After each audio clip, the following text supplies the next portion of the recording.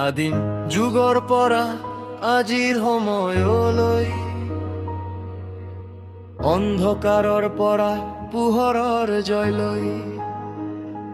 শুনকে কাহিনী তেজ আৰু ঘামৰ আমাৰ এই পৃথিৱীৰ মানুহৰ নামৰ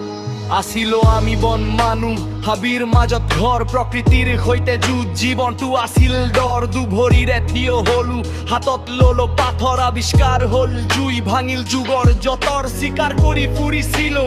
গাত নাই কাপোৰ গুহাৰ বেৰত আঁকিছিল সপোনবোৰ আপোন আহিছো আমি বহুদূৰ পাৰ কৰিব কালাল ইতিহাসৰ পাতত আমাৰ তেজৰ ৰঙা টোপাল পৰিৱৰ্তনৰ ঢৌত আমি দিছো মাথো জাপ মানুহ আমি লিখিছো ইতিহাসৰ এই ৰেপ আহিছো আমি বহুদূৰ পাৰ কৰিব কাল ইতিহাসৰ পাতত আমাৰ তেজৰ ৰঙা টোপাল পৰিৱৰ্তনৰ ঢৌত আমি দিছো মাথো জাপ মানুহ আমি লিখিছো ইতিহাসৰ এই ৰেপ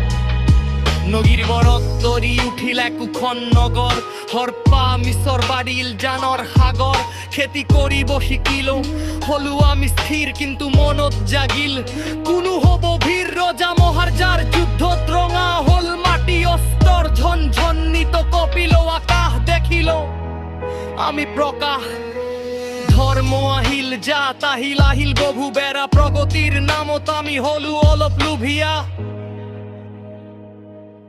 চকা ঘূৰিল দ্ৰুত গতিত আহিল কল কাৰখানা বিজ্ঞানৰ ছাঁত আজি সকলোৰে ঠিকনা চন্দ্ৰত খোজ দিল মংগললৈ চকু ইণ্টাৰনেটৰ জালত সোমাল পৃথিৱীৰ বুকু স্মাৰ্টফোন হাতত আমাৰ পৃথিৱীখন মুঠিত কিন্তু পাহৰিছো নেকি আমি যে সকলো প্ৰকৃতিৰ বুকুত ইতিহাসে দিয়ে শিক্ষা ভৱিষ্যতে দিয়ে আশা মানৱতাৰ জয় গান হোক আমাৰ ভাষা অতীতৰ পৰা শিকি আগতৈ যাব লাগে আমাৰ মাজত যেন সদায় একতা জাগে দুৰ্লভ বৰুৱা পৃথিৱীৰ